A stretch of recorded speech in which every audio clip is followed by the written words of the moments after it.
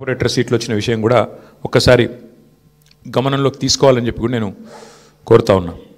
అట్లాగే ఈ ఎన్నికల్లో ముఖ్యంగా ప్రజల తరపున వాదన బలంగా వినిపించగలిగాం. ఎన్నికల ఎజెండాను ఖచ్చితంగా నిర్దిష్టంగా బలంగా ప్రతిపక్షంగా మేమే సెట్ చేయగలిగాం.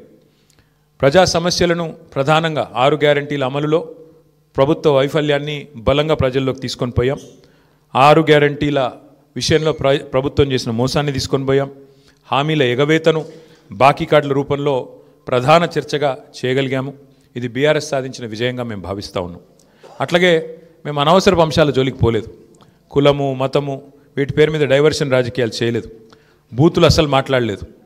ఆఖరికి ప్రభుత్వంలో ఉన్నవాళ్ళు ఫ్రస్ట్రేట్ అయిపోయి బూతులు మాట్లాడినా మేము మాత్రం బూతులు మాట్లాడలేదు. కేవలం ప్రజా సమస్యల గురించే మాట్లాడాం. చాలా హుందాగా ఈ ఎన్నికల్లో కొట్లాడినామని చెప్పి నేను అనుకుంటా ఉన్నా. అట్లాగే జనాలకు అవసరమైన పాయింట్లు, ప్రజలకు అవసరమైన పాయింట్లను మాత్రమే చర్చకు పెట్టాం. కాంగ్రెసు బీజేపీ ఎన్ని రకాలుగా మమ్మల్ని కవ్వించే ప్రయత్నం చేసినా సంయమనం కూడా పాటించాం. అట్లాగే మేమేం చేశాము, ఎందుకంటే ఒక 10 ఏళ్ళు ప్రభుత్వాన్ని నడిపిన ఒక జవాబుదారీ పార్టీగా, ఒక బాధ్యత గల ప్రతిపక్షంగా 10 ఏళ్ళు మీరు ఏం చేశారు జూబ్లీహిల్స్ కంటే. అట్లాగే ప్రజా సమస్యలు, బస్సు ఛార్జీల పెంపు మీద నిరసన చెప్పాము. బస్తీ దవాఖానాలు విజిట్ చేసి ప్రభుత్వ యంత్రాంగంలో చలనం తీసుకొచ్చాము. హైడ్రా విధ్వంసం మీద, ప్రభుత్వంలో ఉన్న పెద్దల ద్వంద్వ ప్రమాణాల మీద, డబుల్ స్టాండర్డ్స్ మీద కూడా ప్రభుత్వాన్ని ఎండగట్టగలిగాం.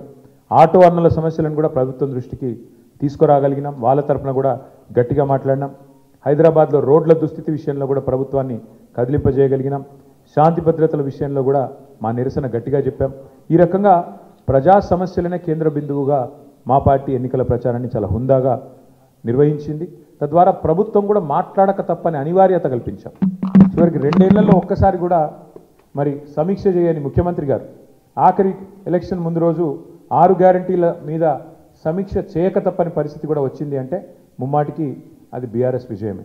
అట్లాగే 2 ఏళ్లుగా మైనారిటీకి మంత్రివర్గంలో స్థానం లేదు. బీఆర్ఎస్ ఏదైతే మరి మంత్రివర్గంలో ఇట్లా మైనారిటీలకు స్థానం లేదు, ఒక ఎంపీ లేరు, ఎమ్మెల్యే లేరు, ఎమ్మెల్సీ లేరు అని గట్టిగా మాట్లాడితే చివరికి అనివార్యంగా అజారుద్దీన్ గారికి మంత్రి పదవి ఇయ్యక తప్పని అనివార్యత కల్పించింది కూడా ఖచ్చితంగా మా యొక్క ఎన్నికల ప్రచార సరళి. తప్పకుండా ప్రధాన ప్రతిపక్షంగా మరి మా బాధ్యత మేము నిర్వర్తించినాం. సరే, సహజంగానే ఒకటి మాత్రం ఉంది, గెలుపు ఓటములు పెద్దలు కేసీఆర్ గారు ఎప్పుడు చెప్తుంటారు, గెలవాల్సింది పార్టీలు కాదు, గెలవాల్సింది ప్రజలు అని. మేము కూడా మనస్ఫూర్తి కోరుకునేది ప్రజాస్వామ్యంలో చర్చ జరగాల్సిందే, మీడియాలో జరగాల్సిందే, బయట జరగాల్సిందే, తప్పకుండా ప్రజల్లో కూడా జరగాల్సిందే. ఈ ఎన్నిక ఎట్లా జరిగింది అనే విషయంలో కూడా చర్చ జరగాలి. ఎందుకంటే ఈరోజు కాదు, మేము 4 రోజుల ముందే చెప్పాం ఎన్ని రకాల అక్రమాలకు కాంగ్రెస్ తెరలేపిందో చెప్పాం. అభ్యర్థి యొక్క సొంత తమ్ముడికి 3 ఓట్లు ఉన్న విషయాన్ని మీ ముందు పెట్టాం. ఆధారాలతో సహా మేము స్పష్టంగా మీ ముందు బయట పెట్టాం. ఎన్నికల కమిషన్ అడిగాం, కోర్టుకు పోయాం. ఎన్ని ప్రయత్నాలు చేయాలో అన్ని ప్రయత్నాలు పారదర్శకంగా ఫ్రీ అండ్ ఫెయిర్ ఎలక్షన్ కోసం జరగాలని ప్రయత్నం చేసినాం.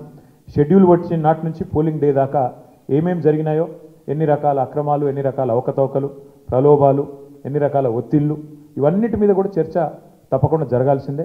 ఏదేమైనప్పటికీ సరే, అల్టిమేట్గా ప్రజాస్వామ్యంలో ప్రజా తీర్పు శిరోధార్యం. తప్పకుండా మరి ఇవాళ మేము కూడా ఓట్లేసిన ప్రజలకు ధన్యవాదాలు చెప్తున్నాం. అట్లాగే మిగతా వారికి కూడా మేము విజ్ఞప్తి చేస్తూ ఉన్నాం. ప్రధాన ప్రతిపక్షంగా మా పాత్రను మీరు గమనించారు. ప్రధాన ప్రతిపక్షంగా మేము గెలవాలని కోరుకున్నాం, సహజంగా గెలుస్తామని ఆశించినాం. బట్ ఎలాంటి నిరాశ లేదు. మా పని మేము చేసుకుంటూ పోతూనే ఉంటాం. ఎందుకంటే 2 ఏళ్లుగా లగచర్ల కావచ్చు, హైడ్రా బాధితులు కావచ్చు, మూసీ బాధితులు కావచ్చు, 6 గ్యారంటీల విషయంలో బాకీ కార్డుల రూపంలో కావచ్చు, ప్రజల తరపున గొంతు ఎత్తడంలో, అట్లాగే మా మీద జరిగే దుష్ప్రచారాన్ని తిప్పికొట్టడంలో శాసనసభ వేదిక కానీ బయట కానీ బ్రహ్మాండమైన పాత్ర పోషించాం. రేపటి రోజున కూడా అట్లాగే ముందుకు పోతాం. మరి మా కార్యకర్తలకు కూడా నేను చేసే విజ్ఞప్తి, సన్నద్ధం అవుదాం. అన్ని రకాలుగా ప్రజాక్షేత్రంలో మనం ఈ ప్రభుత్వాన్ని నిలదీయడంలో సఫలమైనాం. ముఖ్యంగా మా సోషల్ మీడియాలో పనిచేసే మా తమ్ముళ్ళు చెల్లెళ్ళకు కూడా నేను హృదయపూర్వకంగా అభినందనలు చెప్తా ఉన్నాను. సోషల్ మీడియాలో మీరు చేస్తున్న పని, మీకు ఎవరికి నేనేమి పార్టీ తరఫున జీతం ఇవ్వడం లేదు, మీకు ఎవరికి నేను ఇచ్చేదేమీ లేదు. అయినప్పటికీ వాలంటరీగా పార్టీ మీద ఉన్న ప్రేమతో, నాయకుడు కేసీఆర్ గారి మీద ఉన్న అభిమానంతో మీరు చేస్తున్న కృషి, మీరు చేస్తున్న పని ఏదైతే ఉన్నదో మనస్ఫూర్తిగా నేను మీకు కూడా ధన్యవాదాలు తెలియజేస్తా ఉన్నా. అట్లాగే మా పార్టీ కార్యకర్తలకు, మరి మా గులాబీ కుటుంబ సభ్యులందరికీ నేను చేసే ప్రార్థన, దీంతో మనం నిరాశపడవలసిన అవసరం లేదు, బాధపడవలసిన అవసరం లేదు. తప్పకుండా ముందుకు పోదాం. అట్లా అనుకుంటే ఇవాళ జాతీయ స్థాయిలో కూడా మీరు చూసినట్టయితే మరి కాంగ్రెస్ పార్టీ బీహార్లో తన ఉనికిని కోల్పోయే పరిస్థితి ఉన్నది. కాబట్టి ఇవన్నీ సహజం, గెలుపులు ఓటములు సహజం. దీన్ని ఏదో పెద్ద సెట్ బ్యాక్ లాగా చూసుకోవాల్సిన అవసరం లేదు. తప్పకుండా మరింత బలంగా వద్దాం, ముందుకొద్దాం. ఒక రబ్బర్ బంతిని గోడకేసి కొడితే ఎట్లయితే తిరిగి బలంగా వెనక్కి వస్తుందో అట్లా మనం కూడా తప్పకుండా తిరిగి వెనక్కి వద్దాం. పెద్దలు కేసీఆర్ గారు తిరిగి రాష్ట్రానికి ముఖ్యమంత్రిగా మళ్ళీ బాధ్యతలు చేపట్టేదాకా ఎవరి శక్తి మేరకు వారు శక్తి వంచన లేకుండా కష్టపడదామని చెప్పి మా నాయకులు కార్యకర్తలకు మరొకసారి ధన్యవాదాలు తెలియజేస్తూ, కష్టించి పనిచేసిన మా నాయకత్వం మొత్తం కూడా ఇక్కడ ఉంది. ఒక ఇద్దరు గురించి నేను ప్రత్యేకంగా చెప్పాలి. హరీష్ రావు గారు మధ్యలో పాపం వారి తండ్రి అనుకోకుండా అకాల మరణం జరిగింది. అయినప్పటికీ ఆయన ఇవాళ కూడా పూజలో ఉన్నారు. ఈ నిమిషానికి కూడా పాపం వారి తండ్రి గారికి సంబంధించిన స్వర్గపాత్రకు సంబంధించిన పూజలో ఉన్నారు. అయినప్పటికీ ఇంట్లో ఉండి కూడా ఆయన కూడా చాలా కష్టపడ్డారు. వారితో పాటు ఇంకా చాలామంది, మా రవీంద్రరావు గారు మా ఎమ్మెల్సీ, వారి సొంత అన్నగారు చనిపోయినారు. అన్నగారు చనిపోతే కూడా ఉదయం పోయి సాయంత్రం వచ్చినారు. అంటే అంత కమిట్మెంట్తో మా నాయకత్వం పనిచేసింది. అట్లా ఇంకెంతోమంది ఉన్నారు. నేను ఒకరిద్దరు పేర్లు చెప్తున్నాను, ఏమనుకోవద్దు. ఎంతోమంది నాకు తెలిసిన 2 ఎగ్జాంపుల్ చెప్పినాను. ఇంకెంతోమంది తమ తమ కుటుంబాలను వదిలేసి దీపావళి కూడా పోకుండా మా నాయకులు హైదరాబాద్లోనే ఇక్కడే ఉండి దీపావళి పండుగ కూడా పోకుండా కుటుంబంతో ఉండకుండా జూబ్లీహిల్స్ నియోజకవర్గంలోనే మకాం వేసి పనిచేసినారు. వాళ్ళందరికీ కూడా నేను శిరస్సు వంచి ధన్యవాదాలు తెలియజేస్తా ఉన్నా. సరే, దీన్ని ఒక చిన్న సెట్ బ్యాక్గా చూస్తాం తప్ప ఇంకోటి కానీ కాదని మళ్ళొకసారి తెలియజేస్తూ, పత్రికా మిత్రులు కూడా అందరూ సహకరించారు, మా ఇంటర్వ్యూలు తీసుకున్నారు, ప్రజల వాణిని కూడా వినిపించారు. మీకు కూడా ప్రత్యేకంగా మీడియా కూడా ధన్యవాదాలు తెలియజేస్తూ అందరికీ నమస్కారం. Thank you. పశ్చిమ బెంగాల్లో బీజేపీ నుంచి పోయి ఆయన ఎమ్మెల్యే గారు ముకుల్ రాయ్ అని తృణమూల్ కాంగ్రెస్లో చేరారు. హైకోర్టే కొట్టేసింది, ఆయన డిస్క్వాలిఫై చేసింది. మరి పశ్చిమ బెంగాల్లో జరిగింది ఇక్కడ కూడా జరుగుతుందని మేము కూడా ఆశిస్తున్నాం. ఎందుకంటే న్యాయమే కదా. యాంటీ డిఫెక్షన్లా దేశమంతా ఒకటే ఉంది. బెంగాల్కు వేరే లేదు, తెలంగాణకు ఇంకోటి లేదు. కాబట్టి మేము కూడా ఆశిస్తుంది ఏంటంటే ఇక్కడ కూడా 10 ఉప ఎన్నికలు జరుగుతాయని ఆశిస్తున్నాము. అయితే ఇక్కడ గమ్మత్ ఏంటంటే ఒక్క ఉప ఎన్నికకే మరి ఇంత అపసోపాలు పడ్డారు కాంగ్రెస్ వాళ్ళు. మరి 10 ఉప ఎన్నికలు వస్తే వాళ్ళకి ముచ్చెమటలు బట్టి మరి రాహుల్ గాంధీని, ఇంకా ఇందిరాగాంధీని, ఇంకా సోనియా గాంధీని అందరిని దించుతారేమో చూడాలి. కాబట్టి మేమైతే ధైర్యంగా లోకల్ బాడీ ఎలక్షన్ వచ్చినా ఉప ఎన్నిక వచ్చినా అన్నీ ఎదుర్కొంటాం. మాకు కొత్త ఏం కాదు. ఇది 2001 నుంచి కొట్లాడుతూనే ఉన్నాం, భవిష్యత్తులో కూడా కొట్లాడతాం. మాకు ఎన్నికలేం కొట్లాడడం కొత్త కాదు. గెలుపులు ఓటములు అన్నీ చూసాం మేము. ఆ స్థితప్రజ్ఞత మాకుంది. మరి కాంగ్రెస్ వాళ్ళు ఒక్క దెబ్బకే ఒక్క ఉప ఎన్నికకే ముఖ్యమంత్రి కాలికి బల్బం కట్టుకొని వెంకటగిరి బస్సులలో కూడా తిరిగిండు. మరి 10 ఉప ఎన్నికలు వస్తే మరి ఏం చేస్తారో చూడాలి. Thank you. అవును, ఎవరన్నారు?